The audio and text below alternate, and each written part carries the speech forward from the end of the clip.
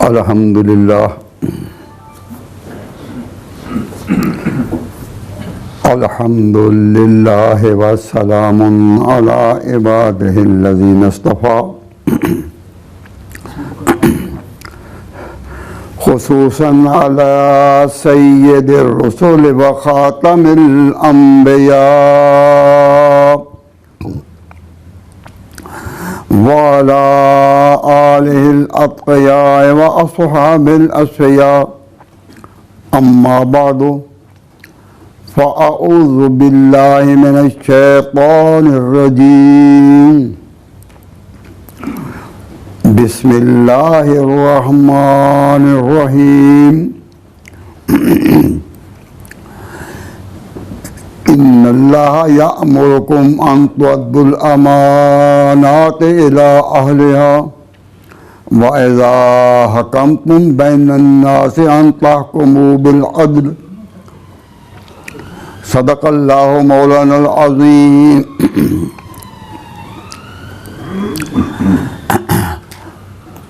अल्लाह तबारक व तआला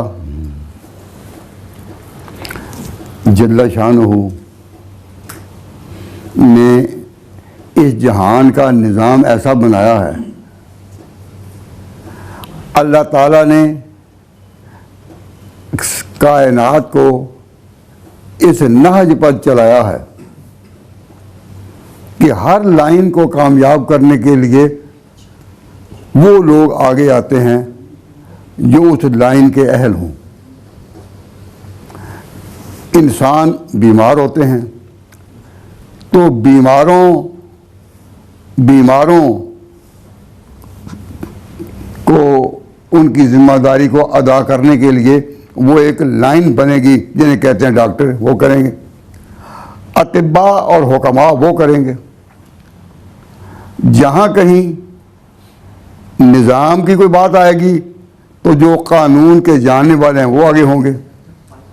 तो निज़ाम कायनात किस तरह चल रहा है कि हर लाइन को वो चला रहे हैं, या निज़ाम आलम में वही लोग आगे आते हैं जो उस लाइन के हों।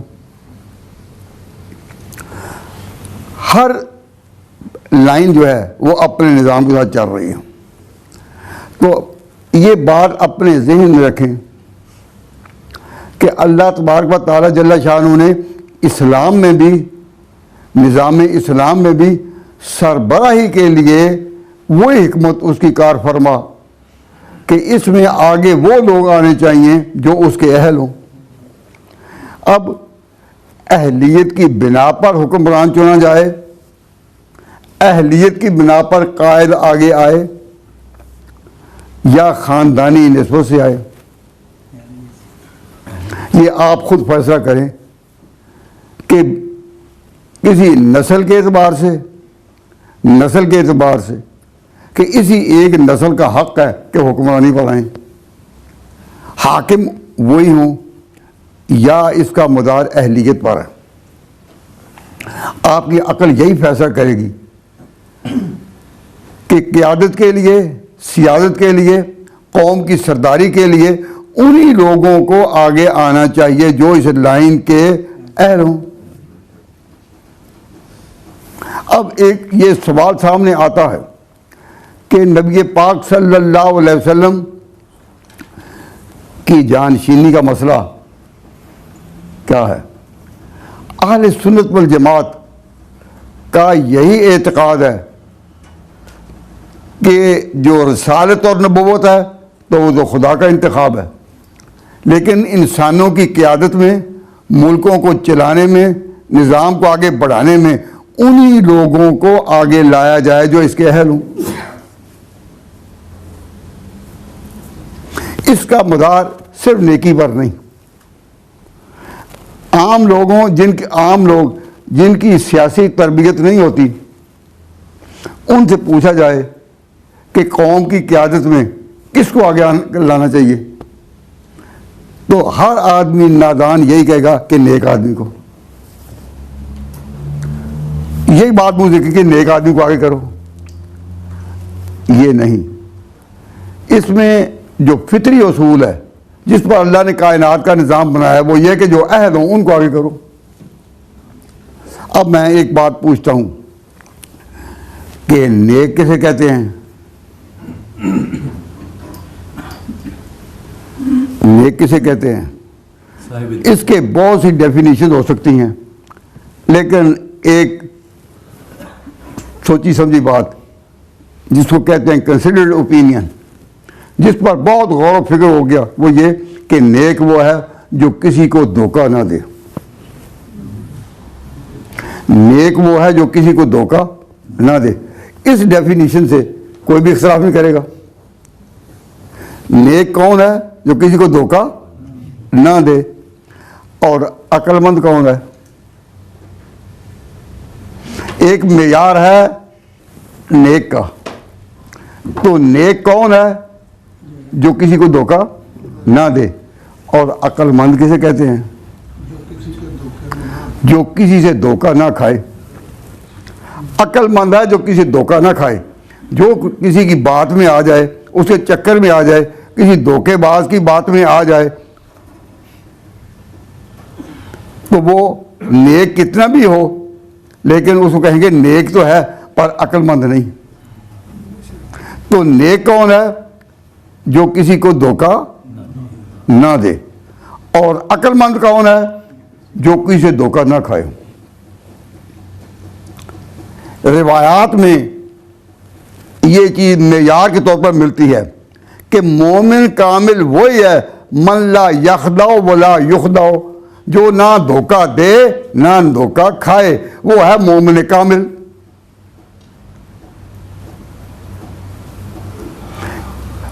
आम लोग जिनकी सियासी तरबियत नहीं, उनसे जब पूछा जाए कि क़यादत और सियादत के लिए किन को आगे लाया जाए कि नेक हो, तो नेक तो वो है जो किसी को धोखा ना दे,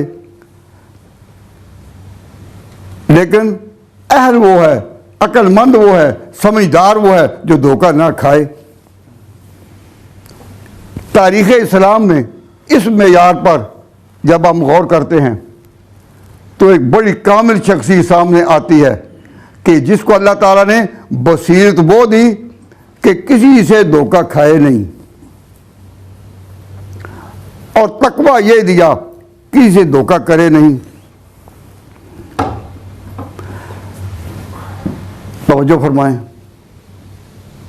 कि तारीख़ इस्लाम में नहायत मुमताज़ शख्सियत हज़रत उमर रज़ियल्लाहु ताला अन्हु की है कि जो इस मेयार पर कि ना धोखा दें, नेकी का मकाम ये कि किसी को धोखा ना दें, और अकल और बसीरत का मेयार ये कि धोखा ना खाएं। क्रिटिक्स जो नाक़िदीन हैं उनके सामने हज़रत उमर रज़ियल्लाहु ताला अन्हु की पूरी सीरत खोल कर रखी गई कि बताइए कि इस शख्स ने 10 साल हुक्मरानी की, सोसाइटी में बड़ा मुमताज़, लेकिन ये बताओ कि इसने कभी किसी का धोखा खाया हो, किसी से किसी ने कोई चक्कर चलाया और बातों में आ गया हो? बड़े बड़े नेक लोग जो हैं वही बातों में बाज़ औक़ात आ जाते हैं नादानिस्ता तौर पर। लेकिन हज़रत उमर रज़ियल्लाहु ताला अन्हु उस मकाम कमाल पर थे कि पूरी सीरत में और पूरी ज़िंदगी में, और फिर जब खिलाफत पर आए तो पूरी खिलाफत में किसी धोखा नहीं खाया, इतनी बसीरत थी।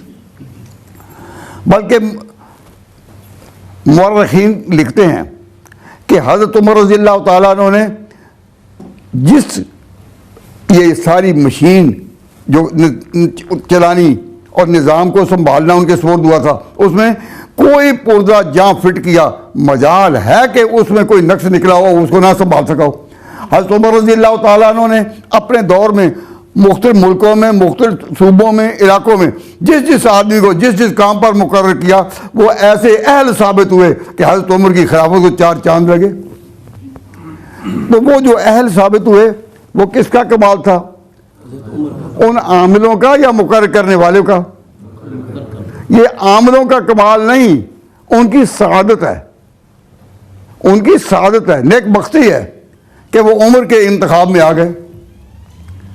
तो उन आमिलों की जो नेक बख्ती है, सआदत है, लेकिन ये जो नज़र बसीरत है वो उमर रज़ियल्लाहु ताला अन्हु की है कि जहाँ जहाँ जिसको फिट किया तारीख उस पर नाज करती है, और कोई ऐसी चीज़ सामने नहीं लाई जा सकती कि कभी धोखा खाया हो।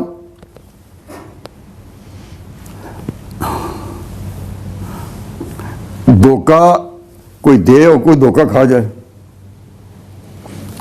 ये तो गुनाह नहीं। अल्लाह किसी को इसलिए नहीं पकड़ेगा कि तूने धोखा क्यों खाया। कई लोग ऐसे हैं कि जब कर्ज लें तो इस इरादे से कि वापस नहीं देना, और कर्ज देने वाला कहता है कि मुझे पहले पता नहीं था।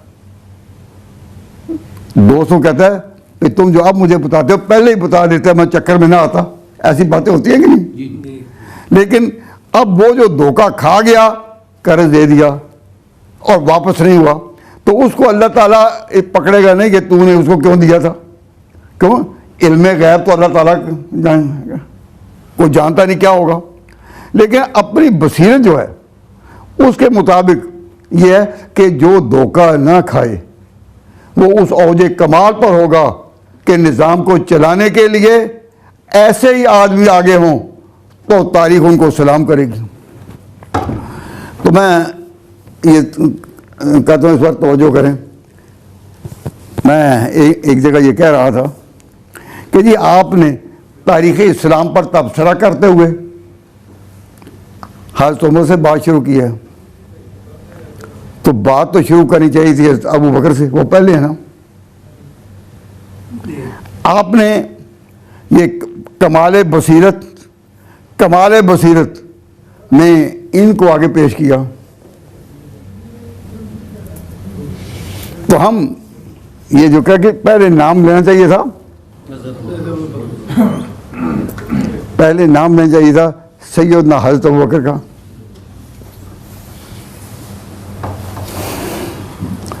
तो ज़रा तवज्जो कीजिए कि हज़रत अबू बकर सिद्दीक़ रज़ियल्लाहु ताला अन्हु की जो हर बात में जो कामयाबी है, हर बात में जो कामयाबी है, उसके पीछे ये सिर्फ ये अक्ल की बुलंदी और बसीरत का उरूज नहीं, वो कोई और बात। मसलन खुद नबी पाक सल्लल्लाहु अलैहि वसल्लम,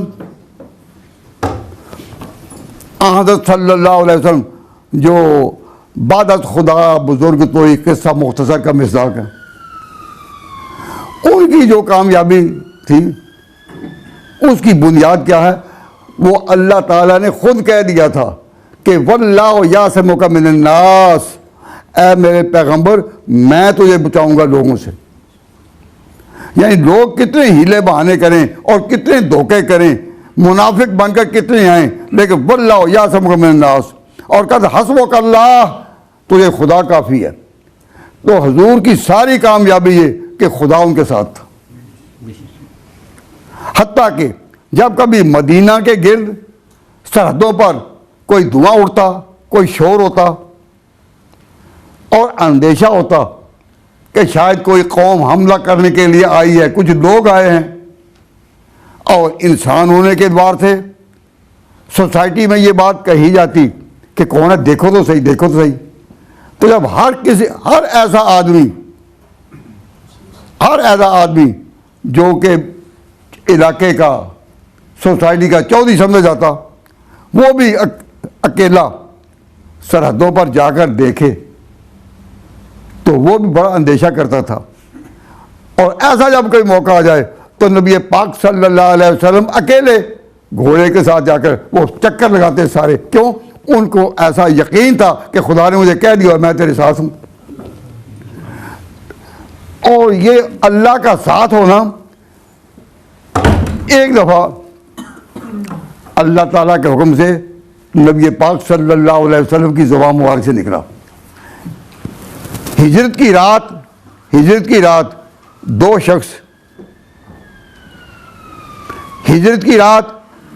शख्स, दो हस्तियाँ गार में थीं। अल्लाह ताला ने जिक्र किया कुरान करीम में उनका, इज़ हुमा फिल गार में थी। तो हज़रत अबू बकर सिद्दीक़ रज़ियल्लाहु ताला अन्हु को अंदेशा हुआ कि दुश्मन ना आ जाएं, कोई देख ना पाए। पीछे पीछे वो ताक़ुब कर रहे थे, मक्का के लोग पीछे पीछे ताक़ुब कर रहे थे कि कि रात का मुसाफिर कहाँ गया, तो हज़रत अबू बकर सिद्दीक़ रज़ी अल्लाह ताला अन्हु को ख्याल आए कि कोई आ ना जाए, इंसान थे ना। तो हजूर की ज़ुबान से निकला था कि ला तहज़न इन्नल्लाह माना, अल्लाह हमारे साथ है। तो जो अल्लाह ताला ने पहले खबर दी थी नबी को कि हस्बक अल्लाह, कि खुदा तेरे साथ है, उस लपेट में हजूर अबू बकर को अपने साथ ले आए।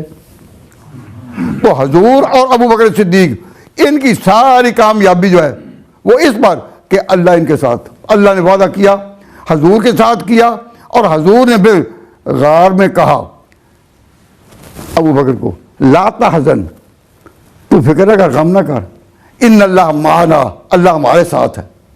तो फिर अबू बकर सिद्दीक़ को भी वही यकीन हुआ कि अल्लाह हमारे साथ है। हत्ता कि जब हुजूर की वफ़ात हुई इतने फितने पैदा हुए, इतने फितने, कहीं ख़त्म नबूवत का इनकार है, कहीं ज़कात का इनकार है, लेकिन हज़रत अबू बकर सिद्दीक़ रज़ी अल्लाह ताला अन्हु इस जवान मर्दी से हर एक के मुकाबले में आ गए और ऐसी चमुखा लड़ाई लड़ी कि सारे नाकाम हो गए।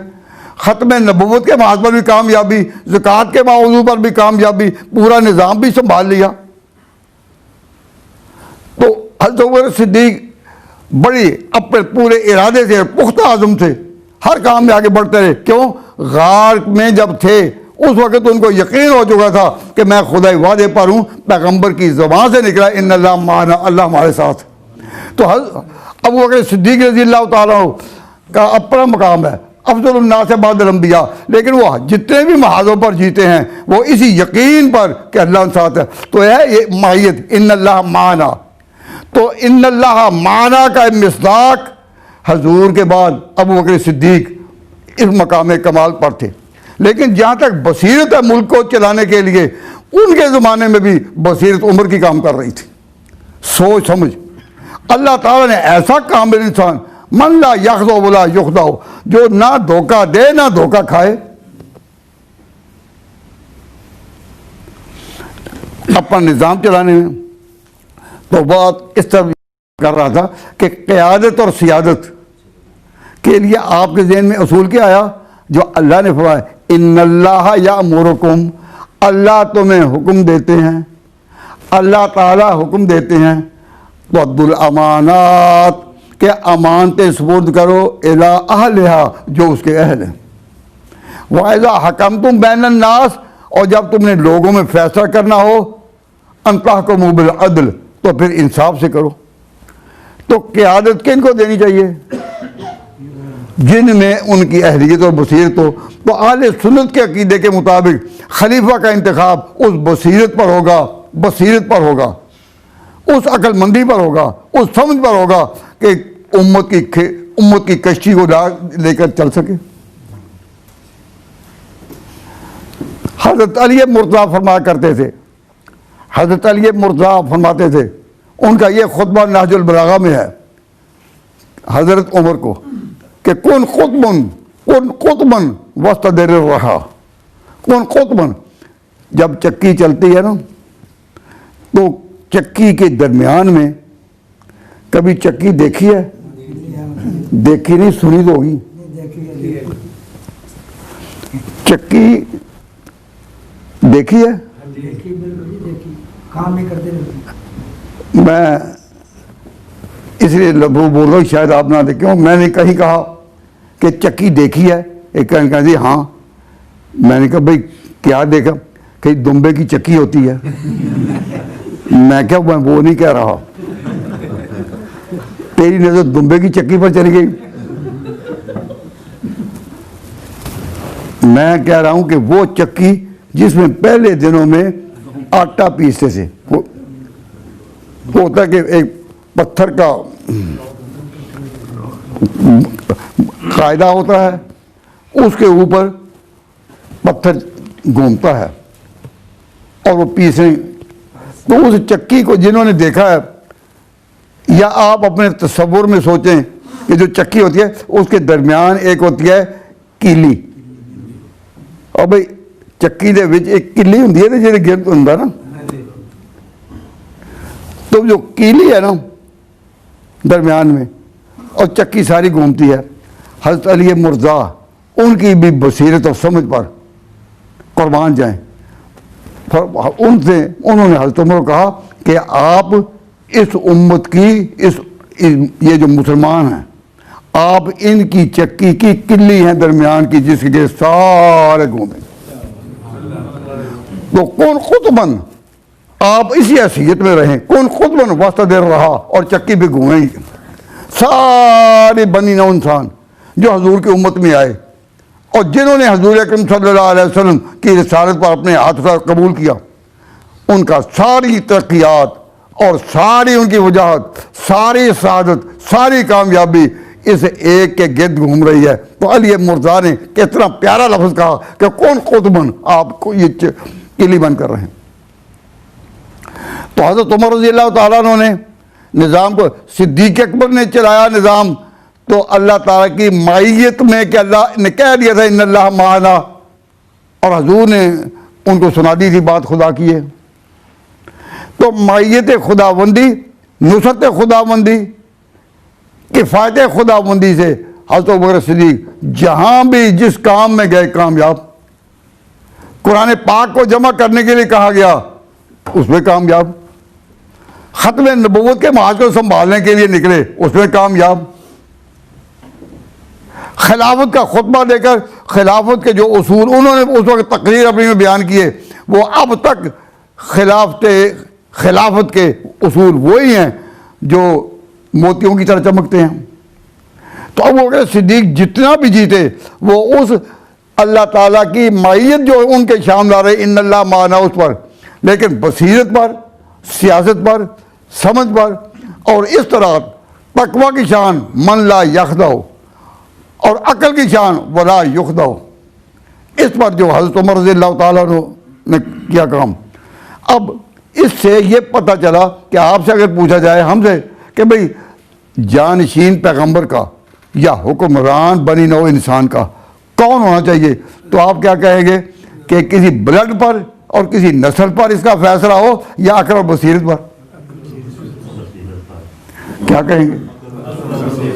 इन्नल्लाह यअमुरुकुम अन तुअद्दुल अमानात, अमानतें सुपुर्द करो इला अहलिहा, जो इसके अहल हों। तो हुक्मरान होना चाहिए अहलियत की बिना पर, वो ब्लड रिलेशन पर, बिरादरी पर, ख़ानदान की बिना पर नहीं। अगर आप इससे इत्तेफाक करते हैं तो आप ये सोचें कि नबी पाक सल्लल्लाहु अलैहि वसल्लम की शान का तो कोई इनकार नहीं करता और ना कोई कर सकता है, और जो इनकार करे वो तो मुसलमान ही नहीं। लेकिन हुकूमत का ये मजार कि हुजूर के ख़ानदान में से हों, इसको कहते हैं कि ब्लड रिलेशन पर बिना है। तो ईरान में, इस्लाम से पहले ईरान में सासानियों के यहाँ ये रिवायत चली आ रही थी कि इंतखाब जो वो ब्लड पर हो, कैसर के जानशीन ब्लड पर, किसरा के जानशीन ब्लड पर। दुनिया में हर जगह आवाज़ लग रही थी ख़ानदान ख़ानदान ख़ानदान। लेकिन नबी पाक सल्लल्लाहु अलैहि वसल्लम जो है, इनको अल्लाह ताला ने फरमाया शाविरुन फिल अम्र, ऐ मेरे पैगंबर आप हुकूमत चलाने में, निज़ाम चलाने में शूरा पर चलें। ये नहीं कहा कि ब्लड पर चलें, ये नहीं कहा। अब ईरान में आवाज़ लगी थी ब्लड। पुराने ज़माने में हुक्मरान इसी रिश्ते पर, इसी नाते पर, इसी एतमाद पर चुने जाते थे। हजूर ने जो कुरान पाक को पेश किया, अल्लाह ने कहा इन्नल्लाह यअमुरुकुम अन तुअद्दुल अमानात इला अहलिहा। अब ज़रा थोड़ी सी बात तो जो फरमान कि हजूर कहाँ पैदा हुए? मक्का में। मक्का में, और मक्का में मक्का की इज्जत किस वजह से थी? काबा की वजह से। ये मजमून आप पहले सुन चुके हैं। मैं इस तरफ तवज्जो दिलाऊंगा कि मक्का में दो ख़ानदान जो अब्द मुनाफ की औलाद थे, एक बनु हाशिम और बनु उमैया, ये बड़े समझे जाते थे, ये बड़े समझे जाते थे। तो हजूर का जब आखिरी वक्त आया तो आपने मुसल्ला इमामत के लिए कि आप बीमार हुए, मस्जिद में जमात कराने के लिए नहीं जा सकते थे, बीमार हुए तो आपने मुसल्ला इमामत पर किसी को मुंतखब करने के लिए उसूल क्या रखा कि मैं उस आदमी को आगे करूं जो ना बनु उमैया में से हो ना बनु हाशिम में से। यानी दो ही तो कबीले बड़े हैं ना, दो ही ख़ानदान बड़े थे, मक्का के दो ही चौधरी थे, दोनों का इम्तियाज़ था। लेकिन नस्ल हजूर ने उसूल क्या इख्तियार किया कि उनको उसको आगे करें जो दोनों में से ना हो, ताकि दोनों को साथ देकर चले, सबको ले सक चले। अगर ख़ानदान की बिना पर होता तो फिर जो बात करबला के साल में हुई वो पहले वाक़ई हो जाती। तो रसालत की नजर बसीरत यही थी कि इन दो में से ना हो। तो हज़रत अबू बकर सिद्दीक़ रज़ी अल्लाह ताला अन्हु ना बनु हाशिम में से है ना बनु उमैया में, हैं कुरैश में से, हैं कुरैश में से, लेकिन इन दोनों में से नहीं। आपकी बरादरी और आपका कबीला छोटा था।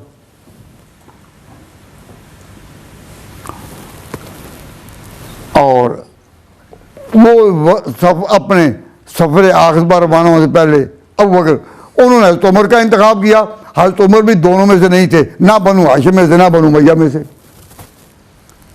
तो फिर इस मरकज़ के गिर्द और सेंटर के गिर्द सारी उम्मत की चक्की फिर इस तरह चली, और सल्तनत इस्लामिया की चक्की फिर इस तरह चली इन दोनों के अहद में कि वो ना बनु उमैया में से ना बनु हाशिम में से। किसी ने भी इजहार तासुब नहीं किया और इन दोनों को अपना इमाम माना, और अब तक हम इनको इमाम बरहक मानते हैं। ये दो। अब ये बात कब तक रही? जब हज़रत उमर रज़ियल्लाहु ताला अन्हु शहीद हुए तो उसके बाद हज़रत उमर रज़ियल्लाहु ताला अन्हु ने अपने आखिरी अय्याम ज़िंदगी में, अभी रूह ने कब से उनसे से परवाज़ ना की थी, तो उन्होंने कमेटी बना दी 6 की। तो उसमें बनु उमैया के भी आदमी रखा है और बनु हाशिम का भी और दूसरे भी, 6 की कमेटी थी। तो हज़रत उस्मान गनी जो तीसरे खलीफा हैं वो हैं बनु उमैया से, और जो चौथे खलीफा हैं वो है बनु हाशिम से। तो हाशिम, बनु उमैया और बनु हाशिम उनको भी ले चले। तो खिलाफत राशिदा को ये इज़्ज़त हासिल है कि इन दोनों ख़ानदानों को भी नज़रअंदाज नहीं किया। बनु हाशिम और बनु उमैया को नज़रअंदाज किया। बनु हाशिम में से अली और बनु उमैया में से हज़रत उस्मान। लेकिन बुनियादें डालने वाले, इस्लाम के किले को मजबूत करके दिखाने वाले कि जिसकी रोशनी दुनिया के तमाम मुल्कों में हो, तमाम सल्तनतों में हो, वो अबू बकर उमर थे। और हुजूर अकरम सल्लल्लाहु अलैहि वसल्लम इन दोनों को हर बात में आगे रखते थे। तो अब हुजूर सल्लल्लाहु अलैहि वसल्लम ने से ये जो निज़ाम आया है, इसमें मैं ये अर्ज़ कर रहा हूँ कि उसूल याद रखें। हमारा अक़ीदा है कि पैगंबर के जानशीन अहलियत पर, सलाहियत पर, काबिलियत पर हैं, और एक तबका ये कहता है कि नहीं, नस्ल पर हैं। और जब हम उनको दलाइल देते हैं तो वो दलाइल को समझते नहीं, रोना शुरू कर देते हैं। अब जो रोकर अपना वक़्त टालें, उनमें समझ होती है? अब मैं ये नहीं कहता कि उनमें कोई समझदार लोग नहीं, लेकिन जब उनकी मजालिस में समझदार लोग बैठे होते हैं और वो कुछ सोचना शुरू करें, तो जो जाकिरीन हैं वो कहते हैं मोमिनीन गिरिया कीजिए, रोना शुरू कीजिए। जब रोएंगे तो समझ तो जाएगी ना। जब रोना पीटना शुरू कर देंगे तो फिर समझ तो काम नहीं करे। जब अंदेशा होता है कि लोग ये समझ रहे हैं और ये समझ लिया अगर, तो ये तो सारे सुन्नी हो जाएंगे। तो कहते मोमिनीन अब गिरिया कीजिए, इतना आहुजारी होती है कि फिर किसी को पता ही नहीं होता। तो कई लोग कहते हैं कि जी ये नादान रोते क्यों हैं? नादान नहीं, दाना हैं। उस वक्त रोते और रुलाते हैं जब अंदेशा होता है कि लोग कहीं समझ ना जाएं बात को। तो मैंने समझ आपके सामने पेश की है कि समझ यही है कि अहलियत के लिए आगे करो। अब बात को मैं यहाँ से छोड़कर बाकी तो इंशाल्लाह बात कल करूँगा, अल्लाह ताला तौफीक दे दो। अब मैं मिसाल दे रहा हूँ कि खुलाफाए राशिदीन का तो मैंने नाम ले लिया, खुलाफाए राशिदीन का नाम ले लिया। आगे जो बात मैं कहना चाहता हूँ कि बनु उमैया मक्का के कबीला ख़ानदान बनु उमैया, उनकी फितरत इस तरह थी कि वो उछलने में, मुल्कों को बढ़ाने में, जंगें लड़ने में, किले बनाने में, बढ़ने में वो अपनी सादत समझते थे। और काबा का साया उन पर इस तरह था कि कहते थे हम बढ़ें, आगे बढ़ें, आगे बढ़ें, आगे बढ़ें।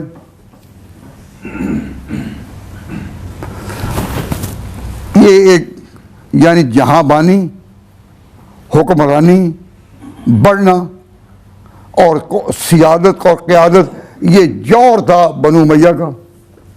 यही वजह है कि जो मैंने कल अर्ज की थी कि हज़रत उस्मान बुढ़ापे में भी जब 80 साल के करीब वो पहुंच रहे थे, उन्होंने कहा कि हबशा को फतह करो।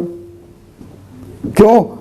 ये हज़रत उस्मान में ये जो उस वक्त उभार था और ये जो तकाजा था वो एक ख़ानदानी था। तो अमीर मुआविया जो थे वो भी बनु उमैया में से थे। इनके यहाँ मेयार यही था कि आगे बढ़ें, आगे बढ़ें, आगे बढ़ें,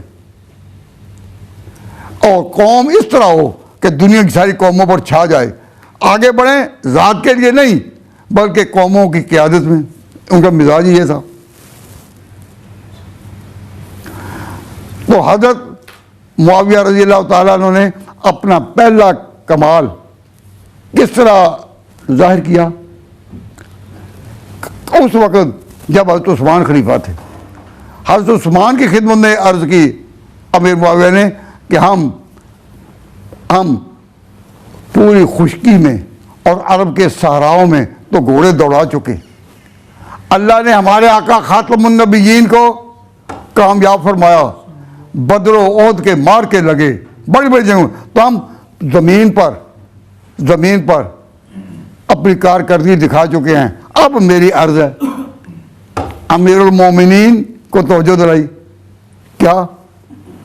मैं ये नहीं कहता कि वो बात हज़रत उस्मान के ज़हन में ना आई होगी, लेकिन इन्होंने उनको कहा कि खालिद बिन वलीद के घोड़े जिन सहराओं में दौड़े हैं, हम उन घोड़ों की टापों को भी सलाम करते हैं। अरब में छा गए। अब मेरी राय कुछ और है। ये किसने कहा? हज़रत मुआविया ने। तो हज़रत उस्मान कहने क्या फरमाया कि अब हमें बाहरी जंगों के लिए, बाहरी जंगें यानी जो समुद्रों में लड़ना है, पानियों में उतर कर लड़ना है, कश्तियों में चलकर लड़ना है, तो हम जब तक इसकी मशक़ें ना करें उस वक्त कौमी तकाज़े पूरे नहीं होते। इसको कहते हैं रुकूबुल बहर, के समुद्रों की कार्रवाई करें। अंग्रेजी में आप इसको कह सकते हैं कि नेवी सिस्टम। ये सबसे पहले एक बात किन के ज़हन में आई? हज़रत अमीर मुआविया। और कब? जब हज़रत उस्मान की खिलाफत थी। तो उनसे जब अर्ज़ किया कि अब हमें कौम को इस तरफ लाना चाहिए, तो इस बात का हज़रत उस्मान ना कर सकते थे? नहीं, वो खुद भी तो बनु उमैया में से थे। उनमें भी रगों में सियादत का और कौमी क़यादत का खून था। वो बुढ़ापे में भी जवान थे। तो अब उन्होंने तो हाँ की, लेकिन मेहनत किसने की? उन्होंने तो हाँ की, मेहनत किसने की? मेहनत की अमीर मुआविया ने। उन्होंने लोगों को इकट्ठा करके मशक़े पानी में उतरने की, लड़ने की, कश्तियों को चलाने की, और वो आदाब सारे सिखाए। और जो पहली दफ़ा वो चले। अब हमारे दोस्त बाज़ों का ये एतराज़ कर देते हैं, कहते लड़ने का क्या फ़ायदा, अल्लाह वाले कभी लड़ते हैं? भाई अब जो बाहरी तौर पर लड़ने के लिए तैयार हुए, इन पर जो एतराज़ है, तो फिर खुश्की पर लड़ने वाले भी तो आगे आए थे ना, हुजूर थे, अबू बकर थे, उमर थे, सारे। तो अगर उनका लड़ना अल्लाह के लिए है, खालिद बिन वलीद के घोड़े दौड़े सहराओं में, तो अल्लाह की रज़ा के लिए, तो अब समुद्रों में भी ये उतरे तो अल्लाह की रज़ा के लिए। ये हमें ताना दिया जाता है कि तुम्हारे ये बड़े हैं, ये लड़ने में बड़े होशियार थे।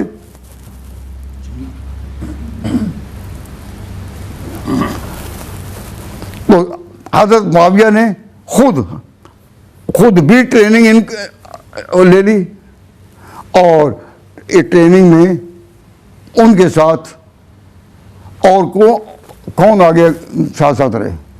मैं इसके लिए पहले जो लोग एतराज़ कर देते हैं ना कि जी लड़ने के लिए ये कोई कमाल है, लड़ने के लिए तैयार हुए, तो मैं कहता हूँ कि हुजूर सल्लल्लाहु अलैहि वसल्लम तो अल्लाह के पैगंबर है ना, और पैगंबरों के बारे में हमारा एतकाद है कि उनका ख्वाब भी वही होता है।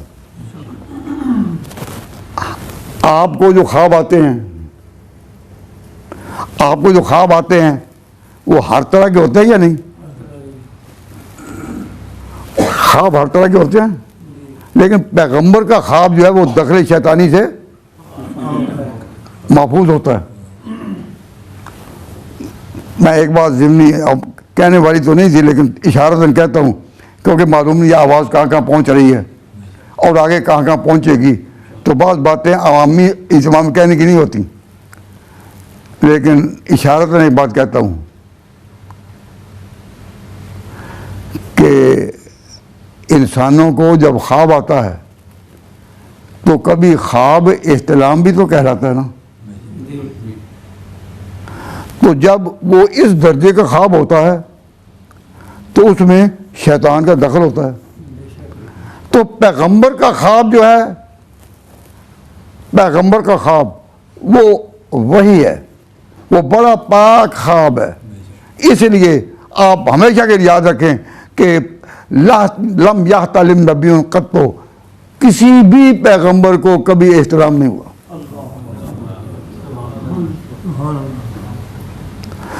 अरे शान रसालत और शान नबूवत को समझने की कोशिश कीजिए, किसी पैगंबर को ये नहीं हुआ। क्यों? दखल शैतानी नहीं हो सकता। और मैं इनके ख्वाब की क्या बताऊँ कि ख्वाबों की कोई ताबीर भी तो होती है ना। तो ख्वाबों की ताबीर की इमामत भी अल्लाह ने पैगंबर को दी, जिनको कहते हैं यूसुफ अलैहिस्सलाम। ये ताबीर में अक्ल इंसानी को दखल होता है, लेकिन ख्वाबों की ताबीर में भी इमाम माना गया तो यूसुफ अलैहिस्सलाम माने गए। और सहाबा और ताबईन में आगे जिसका चर्चा हुआ वो इब्ने सीरीन माने गए। तो जब ये बात हुई कि पैगंबर को इसका ख्वाब नहीं आता, फिर मुझे एक बात आई जो इस मौजू की नहीं, लेकिन कह ही देता हूँ कि किसी ने पूछा मिर्ज़ा ग़ुलाम अहमद के बेटे से कि मिर्ज़ा साहब को भी कभी वेट ड्रीम्स उन्हें भी कभी ये कोई हुआ? तो बेटे ने सुनी उन्हें घर वालों से बात, माँ से जब और घर में, कहते हाँ उनको हुआ। तो मैंने कहा यही तुम्हारे हमारे दरमियान फैसला है, तुम्हारे और हमारे दरमियान यही फैसला है। हम हजूर को मानते हैं कि उनके बाद नबी कोई नहीं, और तुमने जो बनाया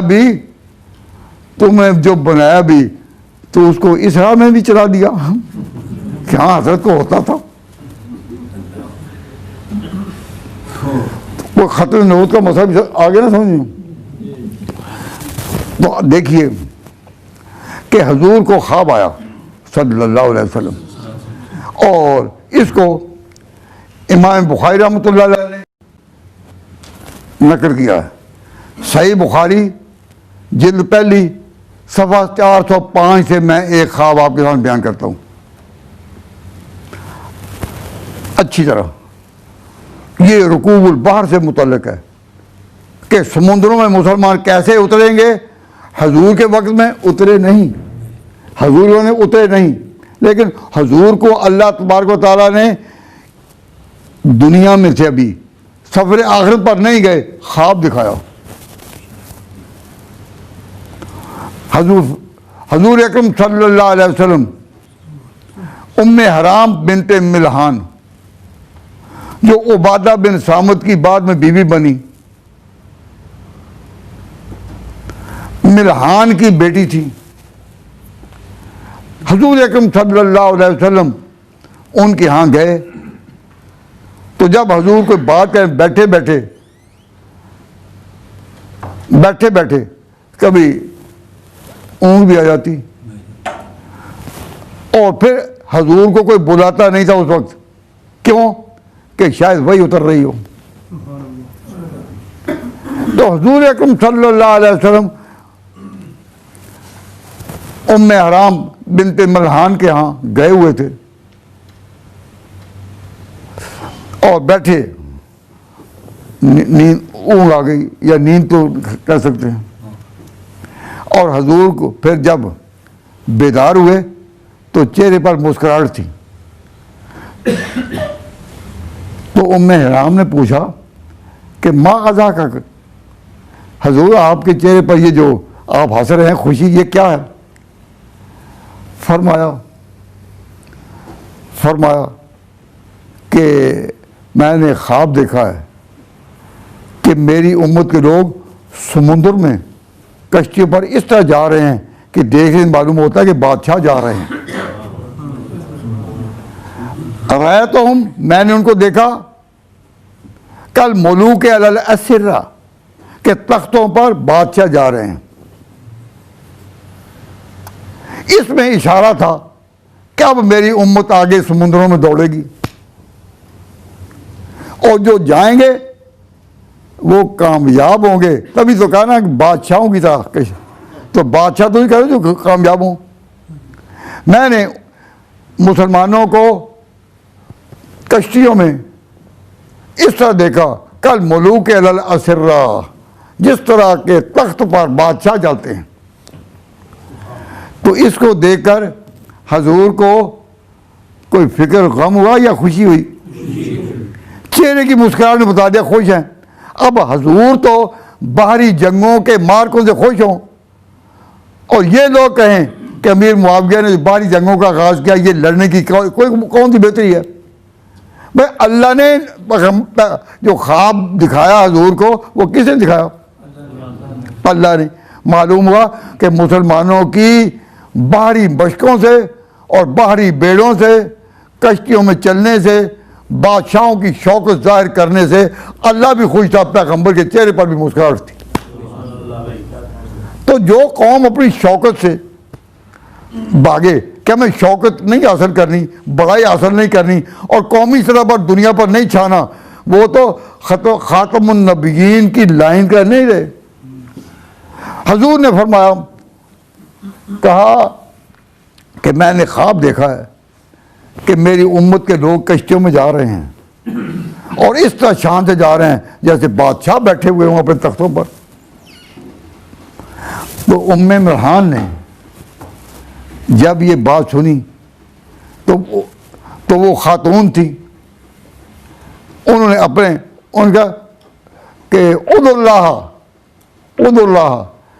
अल्लाह के पाक पैगंबर, अल्लाह से दुआ करें कि मैं भी उनमें शामिल हो जाऊँ जो बाहरी जंगों के में गए हैं। वो औरत है, वो खिदमत के लिए जाएगी, लेकिन आप दुआ करें कि मुझे भी ये, आप उदुल्लाह अल्लाह से कहें। मालूम हुआ कि उनका भी अकीदा ये था कि ये मकाम और किस्मत का ये फैसला किसके इख्तियार में है? अल्लाह के। ये नहीं कहा कि मुझे आप उसमें शामिल करें, मुझे आप उसमें शामिल नहीं, उदुल्लाह अल्लाह से कहें। तो हुजूर अकरम सल्लल्लाहु अलैहि वसल्लम को उसी वक्त अल्लाह ताला ने बिशारत दे दी, इसको कह दो अंत मिनहुम, कि तू साथ जाएगी।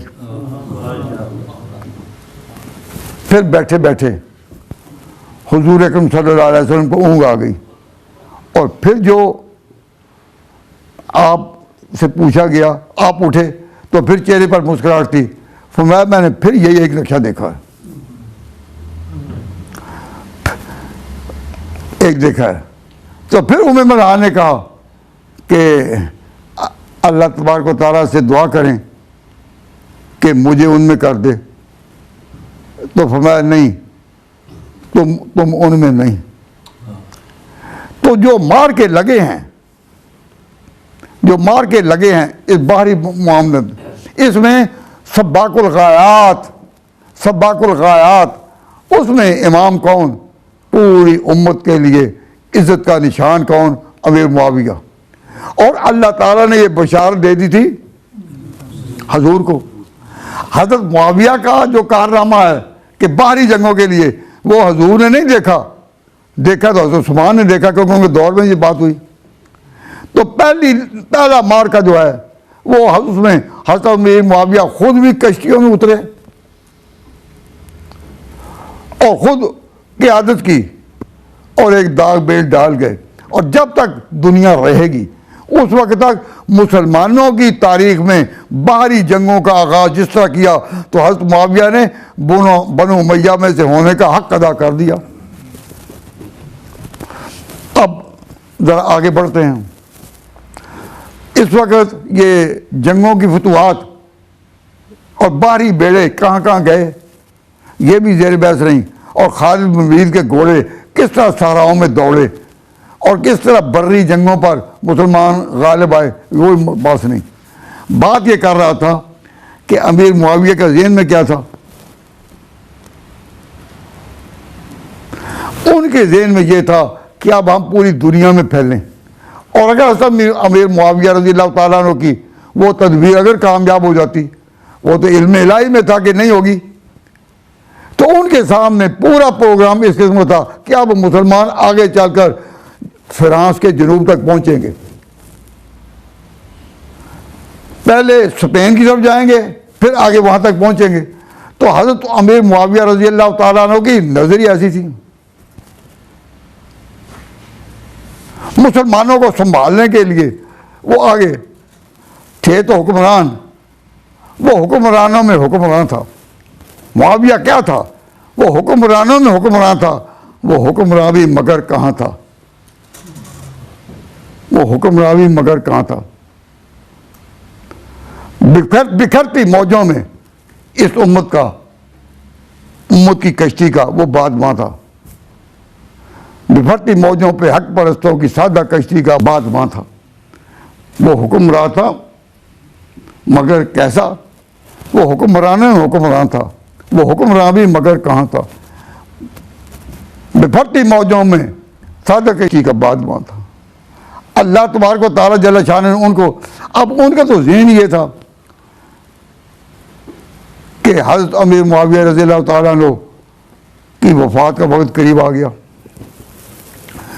तो हज़रत अमीर मुआविया रज़ियल्लाहु ताला अन्हु के ज़हन में ये था कि अब मैं क्या करूं। इसमें एक बात याद रखिए कि अमीर मुआविया का मुल्क कौन सा था? हज़रत अमीर मुआविया रज़ियल्लाहु ताला अन्हु का जो अपना सूबा था वो कौन सा था? शाम, जिसको आजकल सीरिया कहते हैं। हज़रत मुआविया कहाँ थे? शाम में। और जिनके साथ इनका मुकाबला चला रहा था हज़रत अली खलीफा राशिद, वो कहाँ थे? इराक़ में। तो हज़रत अली इराक़ में और ये शाम में। तो इराक़ के लोगों की एक ख़ासियत है, मुर्रिख़ीन ने भी बयान किया है, वो ये कि ये राय बड़ी जल्दी बदलते हैं, अपनी बात पर रहते नहीं। इराक़ के लोग जो हैं उनका मिजाज ऐसा है कि राय बड़ी जल्दी बदलना। तो हज़रत अली असल में तो इराक़ के नहीं थे, वो तो मदीना से गए थे, वो तो मक्के वाले थे। लेकिन इराक़ के लोगों में ये कमज़ोरी है। तो हज़रत अली के साथ कौन थे? इराक़ी। और मुआविया साथ कौन थे? शामी। तो शामी और इराक़ी दोनों कौमों के मिजाज के बारे में अगर मालूम करना हो तो हज़रत अली मुर्तज़ा के खुतबात हैं। उन खुतबात से पता चलता है कि क्या हज़रत अली रज़ियल्लाहु ताला अन्हु एक दफ़ा कहते हैं इराक़ में कूफा में अपने साथी थे, उनके खुद्दाम थे, तो कहा कि अहले इराक़,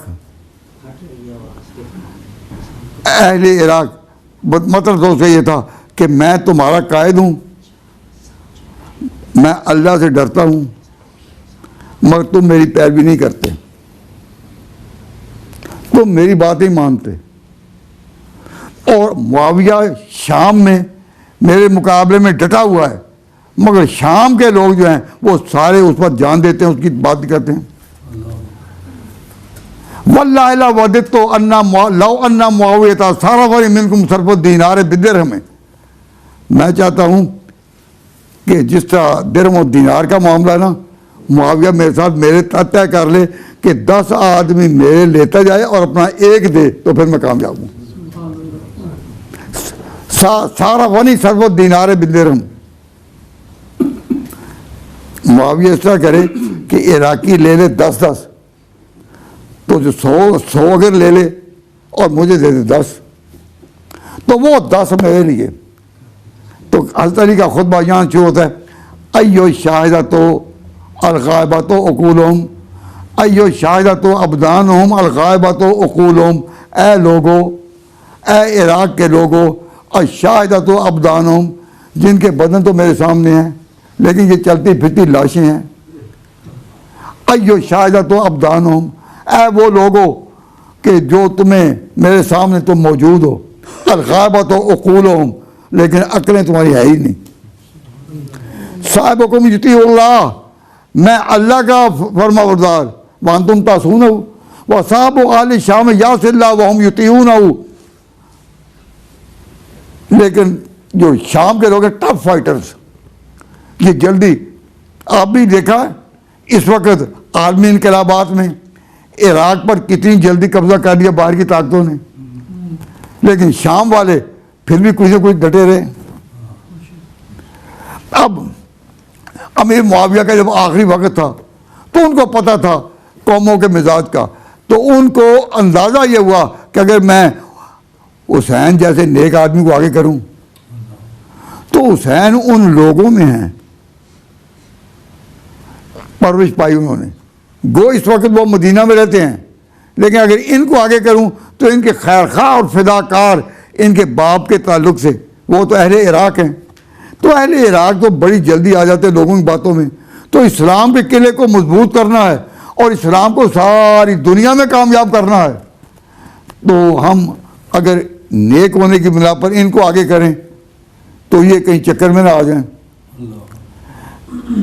तो उनकी नज़र जो थी ना इस पर कि कौमी सतह पर, अब ज़रा तवज्जो फरमाएं, उन्होंने सहाबा से मशवरा किया जो शाम में उस वक्त थे, सहाबी या बुजुर्ग लोग, कोई तजुर्बाकार, उनसे मशवरा किया। तो उन्होंने कहा कि अमीर मुआविया से कि आपकी, उन्होंने कहा कि हमें तो ऐसे निज़ाम को करना है कि बैरूनी मुल्कों के चक्कर में ना आए, कभी अपने पाँव पर खड़ा होना। अब जो मुल्क बैरूनी मुल्कों के इशारे पर चलते हैं वो कभी आगे चल सके, बढ़ सके? वो तो चल ही नहीं सकते। अपने पाँव पर खड़ा होना, ये था नुक्ता सियासत मुआविया का। तो अब जरा बात सुनो, अब उन्होंने जब मशवरा किया तो मुगीरा बिन शुबा ने कहा कि आपके साथ बाहरी जंग की मशकें किसने की हैं? वो की थी यजीद ने। तो अमीर मुआविया ने यजीद को भी वो ख़ास तौर पर ये ट्रेनिंग दी थी कि बाहरी जंगों में किस तरह क़यादत करनी है, और अगर तुमने आगे बढ़ना है, इनका सारार बनना है, तो ये मशकें थी। तो उन्होंने कहा भाई इसको आगे कर दो। तो मुआविया ने कहा कि बात ये है कि वो तो मेरा बेटा है ना, तो बेटे को आगे करने का तो ये मसरत मालूम नहीं होती। इससे पहले लोगों में ये बात मशहूर थी कि हज़रत अली के बाद उनका बेटा हुआ है। हज़रत अली शहीद हो चुके थे और उनका बेटा इमाम हसन उनके बाद हुआ। तो अली के बाद अगर बेटा हो सकता है तो आप बेटे करें, लेकिन अमीर मुआविया इस तरफ आते नहीं थे कि बेटा है। लेकिन उनका नुक्ता नज़र जो ये था कि ये बाहरी जंगों की मशकों में इसकी मैंने ट्रेनिंग की है पूरी। तो 5 बड़े आदमी जिनमें मुगीरा बिन शुबा थे, उन्होंने कहा कि इसको, लेकिन हमारा जो अकीदा है वो ये है कि इल्म गैब खासा बाई ताला है। अब अमीर मुआविया अपनी जगह कितने भी बड़े दर्जे के क्यों ना हो, तजुर्बाकार हों, लेकिन गैब का पता नहीं था कि ये करेगा क्या बाद में। तो उन्होंने जो यजीद को नामजद किया वो अपनी तरफ से नहीं, उनको शूरा ने मशवरा दिया था और मशवरा के बाद उन्होंने उनकी बात में हाँ की। लेकिन उस वक़्त पता नहीं था कि इसका किरदार आगे क्या होगा, ये पता नहीं था। इल्म गैब खुदा को है, ये पता नहीं था। लेकिन हज़रत मुआविया की जो वसीयत है वो मुर्रिखीन ने किताबों में महफूज कर दिया है। उन्होंने कहा बेटा मैं बड़े लोगों की जो औलाद है उसके बारे में तुम्हें एक बात कहता हूँ कि हज़रत उमर के जो औलाद हैं वो आएंगे ही नहीं सियासी क़यादत में, क्योंकि हज़रत उमर को मशवरा दिया गया था कि आपका बेटा अब्दुल्ला बिन उमर इल्म में बहुत ऊंचा है, इल्म का पहाड़ है और नेक भी है बहुत। तो फरमाया कि भाई अगर वो नेक है और तजुर्बाकार है उससे मशवरा ले ले, लेकिन उसको खलीफा नहीं बनाना, क़यादत में नहीं लाना। और कहा जी वो तो बड़ा अहल है। फरमाया कि हमारे ख़ानदान का क्या ठेका है कि यही काम करें, औरों को भी करो और करें। मुसलमान अपने ख़ानदान की तरफ से मैं इस कुर्बानी में सबसे आगे रहा हूँ, ठीक है मैं कर गया, अब हम ये बोझ नहीं उठाएंगे। अब्दुल्ला बिन उमर जो है उसे मशवरे ले लिया करो, शूरा में ले लो, लेकिन आगे उसको नहीं करना। तो अमीर मुआविया ने कहा कि यजीद को कि अब्दुल्ला बिन उमर तो इस मुकाम के वो आगे आएंगे ही नहीं। हाँ हुसैन जो है ना वो मुमकिन है आगे आए, लेकिन मैं तुम्हें एक बात फिर कहता हूँ कि अगर तू हालात पर काबू पा ले तो हुसैन के बारे में रिश्ता रिसालत को याद रखना कि बेटा किन का है, नवासा किन का है, फातिमा की गोद में उसको पाला है, ये याद रखना। अब गैब का इल्म तो नहीं, इसलिए यजीद के किसी किरदार की वजह से हम अमीर मुआविया पर उंगली नहीं उठा सकते। उसने तो अपना हक अदा कर दिया और जो नज़र उनको थी कि वो फातेह परचम कुशा थे, वो आगे बढ़ना चाहते थे। और आपने मैंने कल इशारे में बात की थी कि अंदरुस में स्पेन में मुसलमाना की शौक़त जो कायम हुई वो बनु उमैया की से रही हुई थी। तो हज़रत अमीर मुआविया का नुक्ता नज़र ही ये था कि ऐसा आदमी आगे करो कि जिसको बाहर का कोई चक्कर ना दे सके। अब कोई तंग तो नहीं पड़ गई, सब ज़्यादा हो गया, तो बातें आती हैं ज़हन में, लेकिन गुमान होता है कि शायद वक़्त साथ ना दे। ये अमीर मुआविया रज़ी अल्लाह ताला अन्हु की एक बात याद आ गई कि अमीर मुआविया गवर्नर कहाँ के थे? शाम के। और किस दौर में थे? हज़रत उस्मान के दौर में तो थे, लेकिन हज़रत उमर के दौर में भी थे ना। तो अब लोग रिपोर्ट करने वाले गलत यानी ऊपर इत्तलात देने में गलत खबरगिरी गलत तौर पर प्रोपेगेंडा तो करते हैं ना। किसी ने हज़रत उमर को शिकायत की कि हुजूर का निज़ाम, अबू बकर का निज़ाम आपका, वो तो दरवेशों का है। आपने वही मदीना में अपनी सादगी कायम रखी है कि बाद सहरा में जाकर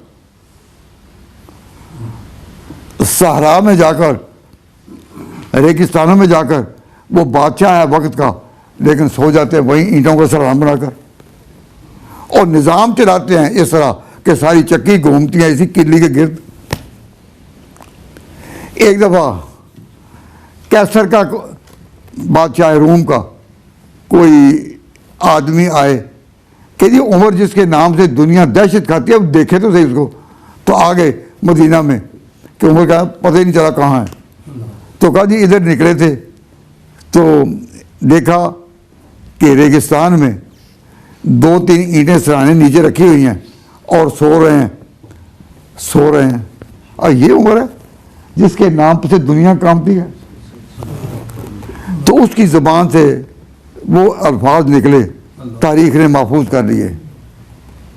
क्या मुसलमानों के पेशवा अदलता फनिमता, कि तूने अदल कर दिखाया और ये ठंडी नींद सो रहा है। और हमारे बादशाहों को अपने महल्लात में, कैसर किसरा को अपने महल्लात में ये नींद नसीब नहीं होती जो हमने तेरे अमीरुल मोमिनीन अदलता फनिमता, तूने अदल कर दिखाया और फिर नींद का भी ये मुजाहरा दिखा दिया। तो हज़रत उमर भी बावजूद इतनी अज़मत और शौकत के वो दरवेश ही रहे। जब मुल्क में कहत पड़ा तो उन्होंने कहा कि मैं जैतून का तेल लगाकर जो रोटी खाता था, मैं जब तक ये कहत है रोटी जैतून वाली नहीं खाऊंगा जब तक मेरी रैयत के लोग ना खाने चाहिए, जैतून लगाकर रोटी नहीं खाई। तो हज़रत उमर क्या तो निज़ाम दरवेशी का था, लेकिन जो था ना बात रिपोर्ट करने वाला गलत फसाद पैदा करने के लिए कहने लगा, लेकिन अमीरुल मोमिनीन तुम्हारा जो गवर्नर शाम में है ना, शाम में वो तो बादशाहों की रहता है, उसका तो अंदाज इस तरह की जैसे बादशाह बड़ा। तो हज़रत उमर रज़ी अल्लाह ताला अन्हु जब ये सुना कहा अच्छा, तो उन्होंने अपने दिल में इरादा कर लिया कि मैं अब जब दौरा करूंगा ना शाम का तो मैं मुआविया से पूछूंगा ज़रूर, किसी ने जो रिपोर्ट की तो तहकीक करूंगा। हज़रत उमर रज़ी अल्लाह ताला अन्हु ने ये बात कहीं सहाबा में ज़ाहिर भी कर दी कि अमीर मुआविया को पूछेंगे। तो एक बड़ा आदमी सियासतदान जिन्होंने मिस्र फतह किया था, अम्र इब्न आस, तो उन्होंने बता भी दिया कि मैं अपने दौरे पर पूछूंगा। तो अम्र इब्न आस बहुत समझदार आदमी था, बहुत ऊंचे दर्जे का। तो अमीर मुआविया के बारे में कहने लगे कि मैंने तजर्बा किया कि मुआविया हर बात में वो इतनी कुव्वत रखते हैं दलील की कि वो छा जाते हैं। लेकिन अब मैं देखूंगा कि उमर के मुकाबले में किस तरह वो कामयाब होते हैं। अब अमीरुल मोमिनीन हज़रत उमर ने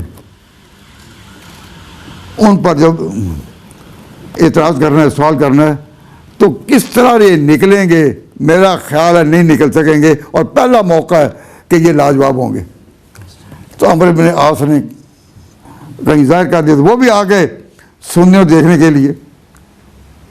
अम्र इब्न आस खुद भी बहुत बड़े मुदब्बिर जर्नैल थे और हज़रत मुआविया भी बहुत बड़े सियासतदान, बड़े समझदार। तो हमारी ज़ुबान में कहना पंजाबी में कि फंस गए, आगे कि सवाल करने वाला हो उमर जैसा आदमी और हाज़रीन में हो अमर बिन आस जैसे बैठे हुए। अब मुआविया निकलेंगे कैसे इस बहस से? अमर बिन आस अपना ख्यालदार करते हैं कि मेरा ख्याल था कि कभी निकल ही नहीं सकेंगे। चुनांचे फिर ऐसा वाक़या हुआ, हज़रत उमर आए और कहने लगे आपके बारे में ये रिपोर्ट पहुंची है कि आपने अपने यहाँ दरबान रखा हुआ है बाहर, दरबान, वो इजाज़त दे तो कोई अंदर आ सकता है। तो ये जो आपने ये शाहाना पैराब बना रखा है तो ये क्यों? हज़रत मुआविया रज़ियल्लाहु ताला अन्हु खड़े हुए, कहने लगे उनको कि हजूर अमीरुल मोमिनीन, मैं वहाँ रहता हूँ शाम में कि जिसकी सरहदों के आगे ईसाइयों की हुकूमतें हैं, बहुत करीब हूँ। मदीना में तो ये जा नहीं सकते इतनी दूर, लेकिन मैं तो बिल्कुल सरहद पर हूँ। तो इनका निज़ाम जो है उसके मुताबिक इनका निज़ाम ऐसा है कि किसी वक्त भी उनके आदमी आकर हमारे इलाके में अफरा तफरी पैदा कर सकते हैं, शरारत कर सकते हैं। तो वो मरऊब होते हैं उसी तरह जिस तरह उनके बादशाह है ना वो। तो मैंने यहाँ दरबान इसलिए रखा हुआ है कि कोई साजिश करके आकर हमारे निज़ाम को दरम बरम ना करे, क्यों मैं सरहद पर हूँ। मैं अगर होता मदीना में तो मैं भी इसी तरह, जिस तरह आप लोग हैं, जिस तरह आप हजरात हैं, उस तरह चलता। लेकिन मैं सरहद पर चूँकि हूँ तो अपना कौमी वक़ार कायम रखना, इन लोगों पर जो कैसर के जो मुतल्लिकीन हैं उन पर वो रोज़ मार रखना कि जल्दी वो इस तरह रुख ना करें। वो ये ना समझें कि मुसलमानों की सरहदें दरवेशों के पास ही हैं। उनको पता हो कि जो तुम्हारे आदाब हैं उनको ये जानते हैं और इरादों को पहचानते हैं।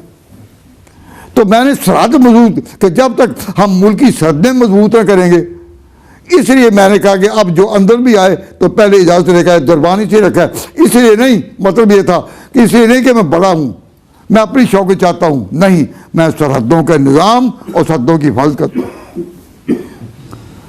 तो हज़रत अमर बिन आस जो थे, बेख्तियार इनकी ज़ुबान से निकला कि मुआविया ऐसे बात से निकला है कि मैं तसव्वुर भी नहीं कर सकता था। हम कहते हैं फंस गए। तो बात ये कि अमीर मुआविया रज़ी अल्लाह ताला अन्हु के यहाँ के सियासत और तदब्बुर वो उसमें थे। अब उन्होंने मुगीरा बिन शुबा कहने पर यजीद को नामजद कर दिया, लेकिन नसीहत कर दी कि बड़े लोगों की जो औलाद है, अबू बकर की, उमर की, उस्मान की, सब के बारे में उन्होंने तबसरा किया। तो कहा कि हुसैन तेरे सामने आए तो रिश्ता रिसालत को याद रखना।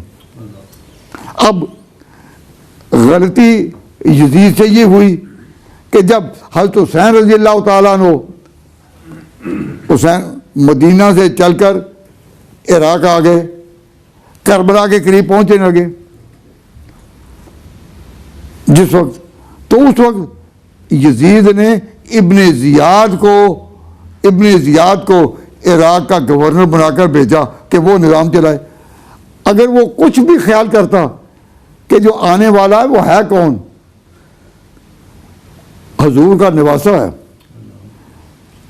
जिसके मुंह पर हजूर अकरम सल्लल्लाहु अलैहि वसल्लम ने अपने लबे मुबारक से बोसे दिए, फातिमा की गोद में जो पलने वाला है, और हजूर फरमा चुके हसन और हुसैन सैयदा शबाब अहल जन्नह।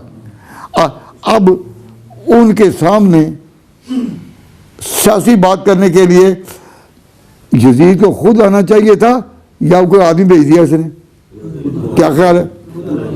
अगर वो खुद आता तो हजरत ने तो कुछ नसीहत ही करनी थी ना, कुछ अहद लेने थे, उसको कोई सीरत की तालीम देनी थी कि तुम बुजुर्गों की लाइन पर चलो।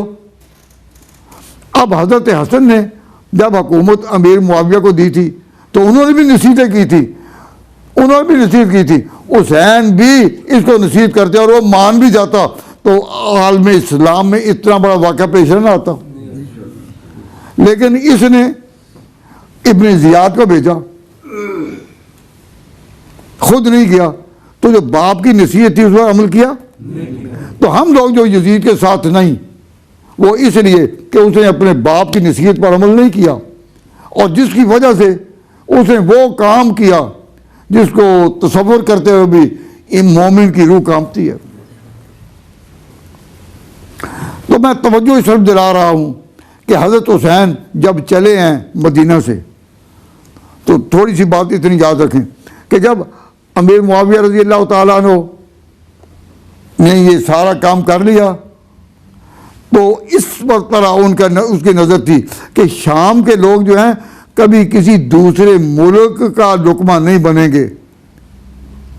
जिस तरह बंगाल में अंग्रेज़ों के आने के बाद बंगाल में सिराजुद्दौला की हुकूमत थी, तो मीर जाफ़र वो बैरूनी ताकतों से मिलकर गद्दारी उसने की तो मिल गया ना। तो दूसरे मुल्कों के साथ मिल जाना जो है ना, ये एक बड़ा अंदेशा होता है। तो शाम के लोगों की ये रिवायत रही है कि ये अपनी बात पर इंतहाई सख्ती जमते हैं और बाहर के लोगों का और बाहर की ताकतों का जल्दी लुकमा नहीं बनते, इनकी रिवायत है। इसी पर हज़रत अली भी कहते थे इराक़ वालों को कि शामियों में वफा है, और अहले इराक़ तुम में जफा है। अब आपको कल या परसों इंशाअल्लाह की बात बताएंगे कि जब हुसैन का काफिला मदीना से चला, तो जब वो चला तो इराक वालों ने खुद खत लिखे थे, और जब ये यहाँ पहुँचे तो इराक वालों की वफाएं जफाओं में बदल चुकी थी। ऐसा है या नहीं? इससे भी पता चलता है कि इराक के लोग जो थे वो अपना यानी ब्रेन वॉशिंग उनकी बड़ी जल्दी हो जाती है। अब यानी जो अमीर मुआविया थे वो शाम में थे, तो इनकी नज़र अभी ये थी कि हमने बाहरी जंगें लड़नी है, यहाँ तक कि हमने यूरोप में भी पहुँचना है। स्पेन के बाद जनूबी फ्रांस पर इनकी नज़रें थीं। तो बड़े लोग हैं, उनकी सोच भी बड़ी होती है। तो आम लोगों को ना चाहिए कि वाक़या करबला में बात इससे शुरू करें कि ये वाक़या करबला क्या है, कि यजीद की गलत हरकतें जो हैं उनका जिक्र कर दिया और कह दिया वाह वाह, 2-4 सख्त कलमे यजीद को बोल दिए और लोगों ने समझ लिया कि जी मुहर्रम की मजलिसें पूरी हो गई हैं। मुहर्रम की मजालिस को समझने के लिए और पस मंजर को समझने के लिए बहुत दूर और रवायात में गहरे तौर पर जाना पड़ेगा। अब मैं भी आपके सामने ये कहता कि यजीद ऐसा है, ऐसा है, ऐसा है, और इसको कुछ बुरा कह लो, और फिर इनको चूंकि क्या मुकर्रर किया था मुआविया ने, उनको कुछ बुरा कह लो, और जब लोग सोचना शुरू करें तो कहो कि अब रोने का वक्त आ गया, रोने का वक्त आ गया। तो कौम क्या समझेगी इससे? तो ये बात याद रखिए कि हज़रत मुआविया रज़ी अल्लाह तआला अन्हु की वफ़ात हो गई, वफ़ात हो गई, और उनका जानशीन जिसकी तजवीज़ पेश की थी शूरा ने, 5-7 आदमी जो उस वक़्त थे जिनमें मुगीरा बिन शोबा भी थे, तो उन्होंने ये कहा था कि ये बहरी जंगों में है। और तारीख़ ने बताया भी कि अमीर मुआविया के ज़माने में कुस्तुनतुनिया में जो हमला हुआ तो वो बाहरी जंग के नतीजे में हुआ, बाहरी जंग के पहुँच गए थे।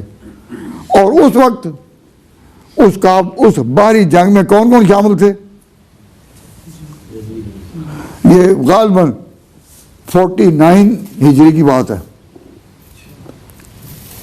तो उसमें कौन कौन शामिल थे? वो उसको अरेंज करने वाले तो अमीर मुआविया थे, हुकूमत भी इनकी थी, खिलाफत राशिदा का दौर ख़त्म हो चुका था, अमीर मुआविया की हुकूमत का दौर था, तो वो मार्का पेश आया। तो उस मार्के में बाहरी जगह लड़ने में कौन कौन थे? बाहरी जगह लड़ने में यजीद भी था और हज़रत हुसैन भी थे, हज़रत हुसैन भी थे। उसमें हज़रत हुसैन ने कोई ऐसी बात नहीं की कि यजीद यहाँ क्यों है, और ना उस वक्त यजीद का कोई ऐसा किरदार ज़ाहिर हुआ था। हज़रत अबू अय्यूब अंसारी रज़ी अल्लाह तआला अन्हु हुज़ूर के दिल कदर साहबी हैं, वो भी इसमें थे और बीमार हो गए अबू अय्यूब अंसारी। तो जब देखा कि अब मेरी वफ़ात यहीं होगी, अंदाज़ा कर लिया, तो कहने लगे कि हम यहाँ कुस्तुनतुनिया को फतह करने के लिए निकले जहाज में। भेजा किसने था?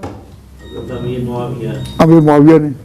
तो हम चूँकि आए हैं तो अपने साथियों को कहा कि तुम मेरे साथी हो, लेकिन जब मेरी जान निकले, अब तो मैं जिंदा हूँ ना, अभी जब मेरी वफ़ात हो जाए तो उस वक़्त मुसलमानों की फ़ौजें जहाँ पहुँच चुकी हों, मुसलमानों की फ़ौजें जहाँ तक पहुँच चुकी हों, तो आखिरी सरहद पर मुझे जाकर दफन करना, ताकि मैं आखिरत में हजूर से कह सकूँ कि आका तेरी खातिर हम कहाँ कहाँ गए थे। तो मेरी खबर यहाँ ना हो, बल्कि जिस वक्त मेरी जान निकले उस वक्त फ़ौज जहाँ पहुँच चुकी है सरहद पर, वहाँ। अल्लाह ताला का शुक्र है कि उसने मुझे हज़रत अबू अय्यूब अंसारी के कब्र पर हाज़िरी और दुआ करने का मौका दिया। मैं वहाँ पहुँचा था एक सफ़र में। तो मैं कहता हूँ कि उस बहरी जंग में हुक्म आर्डर था अमीर मुआविया का, और जो शरीक लोग थे उनमें यजीद भी था और हज़रत हुसैन भी थे, अबू अय्यूब अंसारी भी थे, बल्कि यानी और भी हज़रत अब्दुल्ला बिन उमर जो हज़रत उमर के बेटे हैं, जो उनका बहुत बड़े आदमी थे, वो भी थे। उस वक़्त ऐसा कोई वाक़या नहीं था कि जी ये यजीद ऐसा है ऐसा है। अब अगर उसने उसका किरदार बाद में ज़ाहिर हुआ तो उसकी वजह से क्या हम सहाबा की सफ़ के बारे में कोई बदगुमानी कर सकते हैं? क्या अमीर मुआविया की शान में कोई बेदबी कर सकते हैं? क्या उस्मान की शान में कोई बात कह सकते हैं? नहीं। हमारा काम अपने साथियों के ईमान को बचाने का, और हम दावत दे रहे हैं अपने ईमान को बचाओ। सहाबा किराम वो तबका है कि हजूर खुद कह गए थे कि इनके खिलाफ ज़ुबान ना खोलना। अल्लाह अल्लाह फी अस्वाबी ला तत्तखिज़ूहुम गरदम मिन बादी, मेरे बाद मेरे सहाबा को कभी निशाना ना बनाना इंतकाम का। मन अहब्बहुम, जिसने इनसे प्यार किया वो उनके लिए नहीं मेरी निस्बत से किया, और जिसने उनसे बुग़्ज़ किया तो उसका बुग़्ज़ उन पर नहीं, वो मेरे साथ मेरे बुग़्ज़ों का। इसलिए इन और हमारी किताबों में लिखा कि नकुफ़ से न तरह जिक्र सहाबत इल्ला बखैर, हमारी ज़बानें सहाबा के बारे में जब खुलेंगी तो इनकी नेकी के जिक्र में खुलेंगी, एतराज़ की शक्ल में नहीं। तो सहाबा पर एतराज़ करना बिल्कुल उंगली उठाना हराम है। अकायद की किताबों में ये जुमले हैं, ये जुमले हैं जिसका हासिल मैं अपने अल्फाज में कह दूँ कि नकुफ़ से न तरह जिक्र सहाबा इल्ला बखैर, कि सहाबा वो तबका है कि इनके बारे में जब भी ज़ुबान खोले तो अच्छाई के साथ खोले। ये रखो उसने ये किया, उसने ये किया, उसने ये किया। अमीर मुआविया के बारे में पक्का अकीदा रखो कि इल्म गैब खासा बारी है। अमीर मुआविया को कतन गैब का इल्म नहीं था कि वो जाने कि यजीद का किरदार क्या होगा। और मैं यजीद के इस किरदार पर कि उसने इब्न ज़ियाद को गवर्नर बनाकर भेजा इराक का और खूब बैठा रहा, हालांकि ये रिश्तों में कज़न थे आपस में। हज़रत हुसैन की एक नज़र पड़ती तो इस पर बड़ा इनकलाब आ जाता, लेकिन किया ही नहीं। और बाप ने जो नसीहत की थी मानी। तो हम यजीद के किरदार पर हज़रत मुआविया की शान में कोई बेदबी नहीं कर। तो किस्सा आज मैं ख़त्म जिसे करता हूँ, हज़रत अमीर मुआविया फौत हो गए। शाम में तो ऐलान हो गया कि अब शूरा ने जानशीन बनाया है यजीद को, लेकिन मुसलमानों के सूबे, इस्लामी सल्तनत के सूबे दो, मिस्र फासले पर था, और हिजाज या जहाँ मदीना है ये भी फासले पर था, और इराक ये भी फासले पर था। तो उनकी तो यजीद की जो खिलाफत की या अमारत की या हुकूमत की जो बैत थी वो अभी यही हुई है। अब जब तक मिस्र में ना हो जाए, हिजाज में ना हो, इराक में ना हो, उस वक़्त के दौर के लिए एक दफ़ा बोलता हूँ जिसकी तशरीह फिर कल होगी, अबूरी दौर, जिसका इंटरिम पीरियड। इंटरिम के सही तौर पर यजीद की हुकूमत कायम तब होगी कानूनी तौर पर जब सारे सूबे अपने में बैत करें, सारे सूबे मान लें। तो अभी यजीद को माना नहीं था मिस्र वालों ने, उन्होंने फिर पहल कर दी मानने में। फिर हिजाज वालों ने अभी नहीं माना, इराक वालों ने नहीं माना। तो इस दौर को क्या कहते हैं? अबूरी दौर, इंटरिम पीरियड। तो जब इंटरिम पीरियड है तो इख्तलाफ का हक है या नहीं? इंटरिम पीरियड में तो इख्तलाफ हो सकता है कि ये हो या ना हो। तो हज़रत हुसैन ने जो इख्तलाफ किया, उन्होंने जो इख्तलाफ किया वो कब किया? इंटरिम पीरियड में। जो मुअर्रिख ये बयान करते हैं कि एस्टेब्लिश गवर्नमेंट के जिन लोगों को जब गवर्नमेंट कायम हो जाए तो वो मुसलमान हो तो अब कितना गलत क्यों ना चले, किसी को बगावत का हक नहीं। ये हमारी सैयद की जो किताबें हैं कानून की इस्लामी, उसमें ये है कि जो सरबराह हो वो जब तक वो मुसलमान है, कुफर की बात ना करे, जब तक वो मुसलमान है तो कितनी भी गलत काम कर तुम उसके खिलाफ बगावत नहीं कर सकते। तो हज़रत हुसैन को बदनाम करने के लिए ये कहा जाता है कि जी जो बादशाह मुकर्रर हो गया था तो मुसलमान ना, काफिर तो नहीं था, तो उसके खिलाफ हुसैन निकले क्यों? तो उसका जवाब यह है कि ये नहीं निकले, वो निकलना बगावत होता है जो एस्टेब्लिश गवर्नमेंट के वक्त हो। अभी यजीद की हुकूमत एस्टेब्लिश नहीं हुई थी all over the Muslim world, all over the Muslim world, was not accepted in all the provinces. That time is regarded as interim period. तो interim period में हज़रत हुसैन थे, कहाँ रहते थे? मदीना में। तो जो गवर्नर था यजीद की तरफ से, और पहले वो गवर्नर था अमीर मुआविया की तरफ से मदीना में, उसने बड़े आदमियों की जो औलादे थी उनको बुलाया अपने यहाँ। हज़रत हुसैन भी गए, जुबैर के बेटे भी गए, अब्दुल्ला बिन उमर भी, और भी बहुत से। तो उसने कहा इन्ना लिल्लाहि व इन्ना इलैहि राजिऊन, अमीरुल मोमिनीन हज़रत मुआविया वफात पा गए। इन्ना लिल्लाहि, सब ने पढ़ा इन्ना लिल्लाहि व इन्ना इलैहि राजिऊन। तो उसने कहा कि मैं अब नई हुकूमत तरफ से आपको दावत देता हूँ, आपको कहता हूँ कि आप इस हुकूमत का इकरार करें। Give me your own oath of allegiance, allegiance to the central government, कि सेंट्रल गवर्नमेंट जो है उसके साथ वफादारी का मेरे साथ इकरार करें। अब हज़रत जुबैर ने, अब्दुल्ला बिन जुबैर ने और हज़रत हुसैन ने अपने तौर पर कहा कि हमें कोई सोचने का मौका दें, सोचने का मौका दें। तो हज़रत हुसैन ने इनकार किया। क्यों? इंटरिम टाइम था, तो इंटरिम पीरियड में सोचने का हक है। हज़रत हुसैन पर बगावत का इल्ज़ाम लगाने वाले वो अपनी सोच में कमज़ोर हैं। हरगिज़ उन्होंने एस्टेब्लिश गवर्नमेंट के ख़िलाफ़, तो एस्टेब्लिश गवर्नमेंट के ख़िलाफ़ कितना भी हो, ये इस्लाम में निकलना जायज़ नहीं अगर वो मुसलमान हो। मैं इसके लिए एक हदीस पढ़ता हूँ, एक दो तर्जुमा भी शायद ना कर सकूँ तो वक्त ज़्यादा हो गया। बिस्मिल्लाह।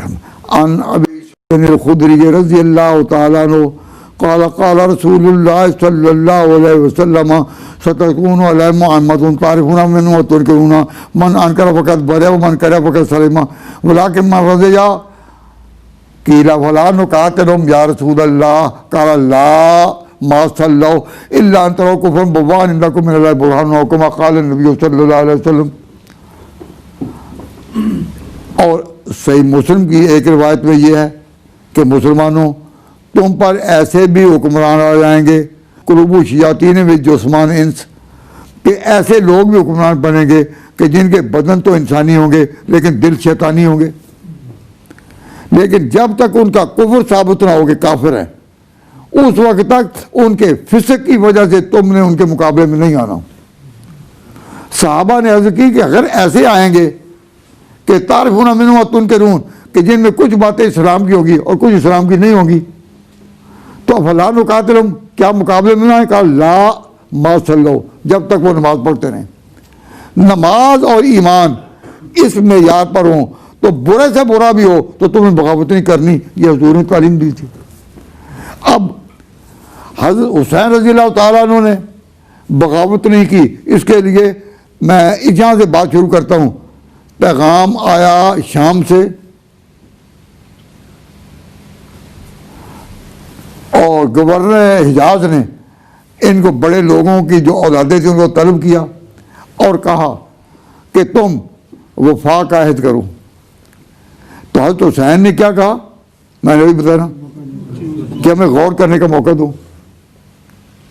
तो उन्होंने इनकार किया नहीं, तो वो रातों रात फिर आगे निकले हैं। तो वहाँ वो इनकार उन्होंने नहीं किया और रातों रात निकले हैं। यहाँ से इंशाअल्लाह अल्लाह ताला तौफीक अता फरमाए तो कल बयान होगा कि फिर हुसैनी काफिला कैसे चला, मदीना से जो रात को निकले।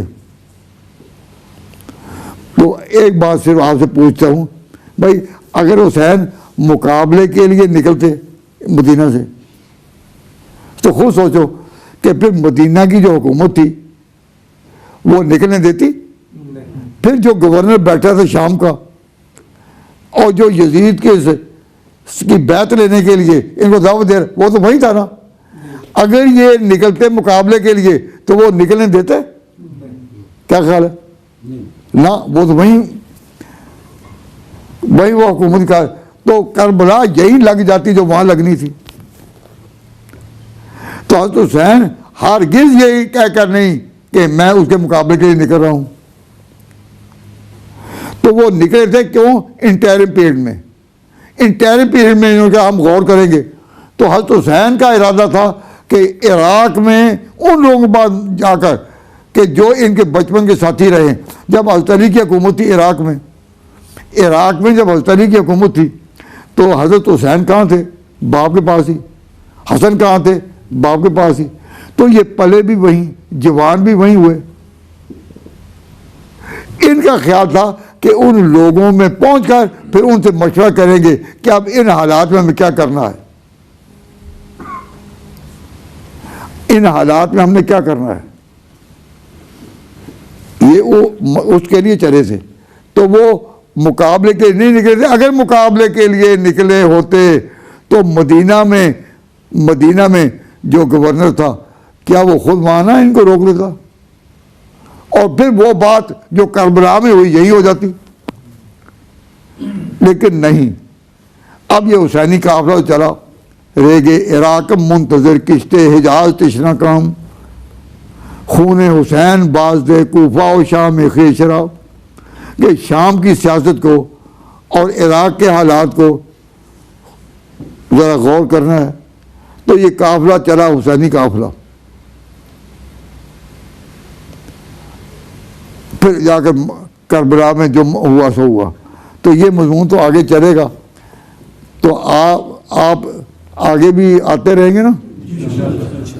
हाँ जी, हाँ। किसी कोई चीज़ ना कहे कि आज तो इतवार है ना तो आगे, तो वर्किंग डेज में आना बड़ा मुश्किल है। तो मुश्किल पर काबू इंसान ही पाते हैं ना। और जब मुश्किलात आती हैं तो उस वक्त इंसान ही बढ़ते हैं मुश्किलात पर काबू पाने के। तो अगर आप जैसे कि मैं तरतीब से जो बात बयान करते चला आ रहा हूँ, तो मैंने आपको मदीना के उस माहौल में पहुँचा दिया जब हुसैनी काफिला रात को वहाँ से चला था। दो बातें मैंने कह दी कि उन्होंने गवर्नर हिजाज के सामने इनकार नहीं किया। हजरत हुसैन ने कहा मैं सोचने का मौका दें। इसका असल क्या है कि उन्होंने इसको इंटरिम पीरियड समझा है, एस्टैब्लिश गवर्नमेंट नहीं समझा। गवर्नमेंट एस्टैब्लिश होती है जब सारे इलाके मान लें।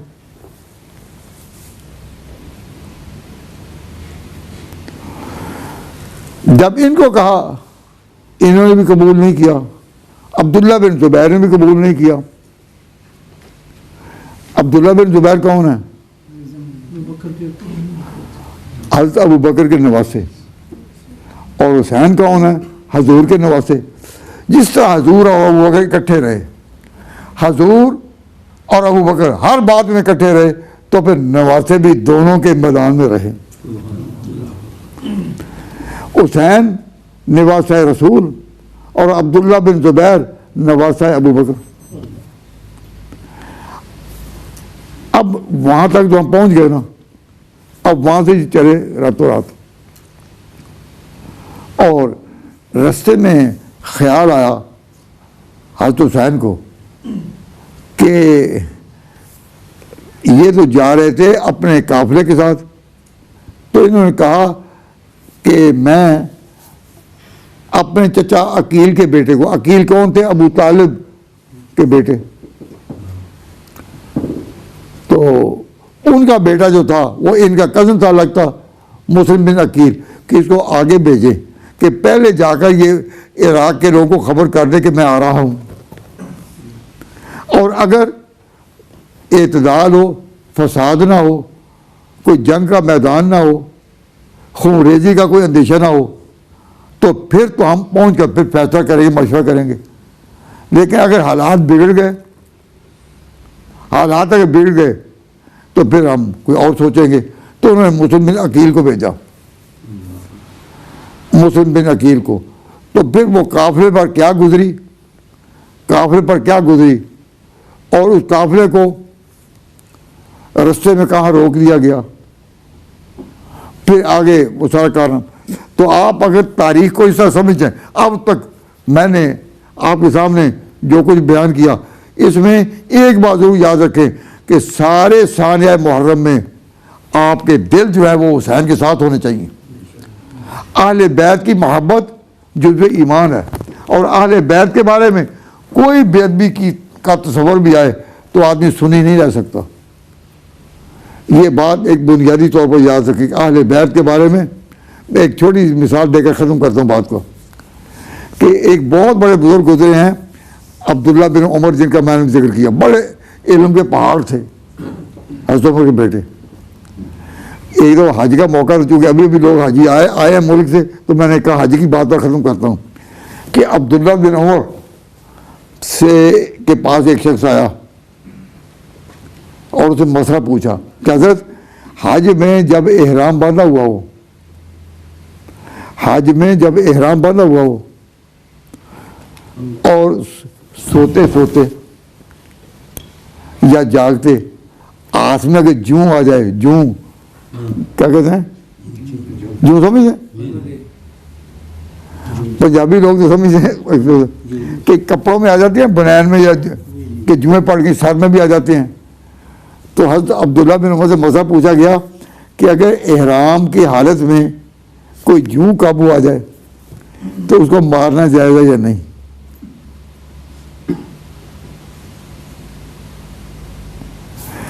क्योंकि एहराम की हालत में मारना तो जायज़ नहीं ना, एहराम की हालत में कोई ज़बह भी नहीं कर सकता। तो एहराम की हालत है बड़ी नाजुक। तो अब्दुल्ला बिन उमर पूछा कि एहराम की हालत में जायज़ है या नहीं। तो अब्दुल्ला बिन उमर ने आँख उठाकर देखा उसको, साहिल को, कहा कि तू है कौन, तू है कौन, यानी कहाँ से आया है। क्योंकि हज के मौके पर जब लोग मिलते हैं तो पहला सवाल ये ज़हन में आता है कि है ये किस मुल्क का। तो आपने पूछा तू है कौन, उसने कहा मैं इराक का हूँ, उसने कहा मैं इराक का हूँ। तो आपने कहा ए अहले इराक, ए अहले इराक, मैं हैरान हूँ कि पैगंबर के नवासे को मारते हुए तो तुम्हें ये ख्याल ना आया कि अब्दुल्ला बिन उमर से मसला पूछो, और जूं के मारने का मसला लेकर आए हो, और जूं का मसला लेकर आए हो, और पैगंबर के नवासे पर तो तुमने जुल्म किया, उस वक्त तुम्हें ना ख्याल आया। इससे पता चला कि अब्दुल्ला बिन उमर जो सियासी आदमी नहीं थे, सियासी नहीं थे, उनको भी ये जो जवाब बता रहा है ना कि उनके दिलों में अज़मत और मोहब्बत किसकी थी, हुसैन की। जब तक हुसैन की मोहब्बत दिल में ना बस रही हो तो ये जवाब कोई दे सकता है। तो ये जवाब उन्होंने दिया ही इसलिए कि जो अकीदा है कि अहले बैत की अज़मत, हुसैन की शान, इस ख़ानदान की, ये इनके साथ मोहब्बत का ताल्लुक़ है। तो आप कहेंगे कि ये तो आपने अपनी सारी तकरीर का ही रद्द कर दिया। तो मैंने शुरू में कहा था कि क़यादत किन को देनी चाहिए, अहल को, खूनी रिश्तों को तो नहीं। मैंने कहा था ना। तो आप कहेंगे अब आप आखिर में आगे उल्टे उसके कि अहल बैत की मोहब्बत जो है वो उस रिश्ते में है, खूनी रिश्ते में है ना। तो आपने अपनी सारी तकरीर का तो रद्द कर दिया, ऐसा नहीं है। अल्हम्दुलिल्लाह मैंने अहले बैत के लिए ये नहीं मांगा कि उनको क़यादत, मैंने उनके लिए मांगा कि उनको मोहब्बत दो। मोहब्बत, जो क़यादत है वो राशिदीन की है, क़यादत की है हज़रत उमर की है। मुल्कों को संभालना इनकी शान है, बढ़ाना मुआविया की शान, उनको सबको अहलियत उनका हम इकरार करते हैं। लेकिन मैंने जो सवाल किया कि अहले बैत की, तो मैंने अपील आपसे की कि अहले बैत की मोहब्बत जिस के दिल में नहीं वो ईमान पर सही नहीं। तो भाई मोहब्बत तो मांगी जा सकती है ना खूनी रिश्तों पर, कि नहीं? खूनी रिश्तों पर मोहब्बत तो मांगी जा सकती है नहीं? तो इसलिए उसूल याद रखो, इस्लाम क्या है, ईमान क्या है? इस्लाम माँ इताअत खुलफाए राशिदीन, इस्लाम माँ इताअत खुलफाए राशिदीन, ईमान माँ मोहब्बत आले मोहम्मद अस्त। बात तो समझे ना? इस्लाम माँ के मुल्क चलाने किस तरह है, निज़ाम चलाना किस तरह है, इस्लाम माँ क्या है? इस्लाम माँ हमारा क्या है? वो इताअत है कि खुलफाए राशिदीन की जो फैसले हैं उम्मत उन्हीं पर चलेगी, मुल्क उसी पर चलेंगे, सियासत उसी पर चलेगी जो राशिदीन की राह थी। इस्लाम माँ इताअत खुलफाए राशिदीन, और ईमान माँ मोहब्बत आले मोहम्मद अस। और ईमान क्या है? हमने आपके सामने जितनी दफ़ा ये भी वाज़ किया कि हुज़ूर की इताअत करो, तकरीरों में खुतबों में आप सुनते हैं या नहीं? लेकिन इतनी दफ़ा ये भी तो कहा ना कि हुज़ूर से मोहब्बत सबसे ज़्यादा होनी चाहिए। ला युमिनु अहदुकुम हब्बा इलैहि, कोई मोमिन कामिल हो नहीं सकता जब तक हुज़ूर से मोहब्बत ना हो। तो हम हुज़ूर की इताअत मांगते हैं और मोहब्बत भी मांगते हैं, और राशिदीन की इताअत मांगते हैं, और आले बैत की मोहब्बत मांगते हैं। तो बिल्कुल ठीक है। तो मैंने अपनी तकरीर का रद्द नहीं किया, उसके मुताबिक की अल्लाह तबारक व तआला सही अकीदे पर रखे क्या कि इताअत है राशिदीन की, सियासत है उनकी जो इसके अहल हों, और मोहब्बत है उस रिश्ते की जो हुज़ूर के रिश्ते के करीब हो। हुज़ूर अकरम सल्लल्लाहु अलैहि वसल्लम, हुज़ूर अकरम सल्लल्लाहु अलैहि वसल्लम का कहीं बाल भी मिले ना, तो मैं बात ख़त्म करता हूँ, फिर कोई ना कोई बात याद आ जाती है। हज़रत मुआविया रज़ियल्लाहु तआला अन्हु का जब आखिरी वक्त आया ना, तो नसीहत तो कर दी, अब मुल्क को इससे चलाना है, लेकिन अब अपने कफन दफन के बारे में कहा कि जब मुझे गुस्ल देकर कफन पहचान चुको,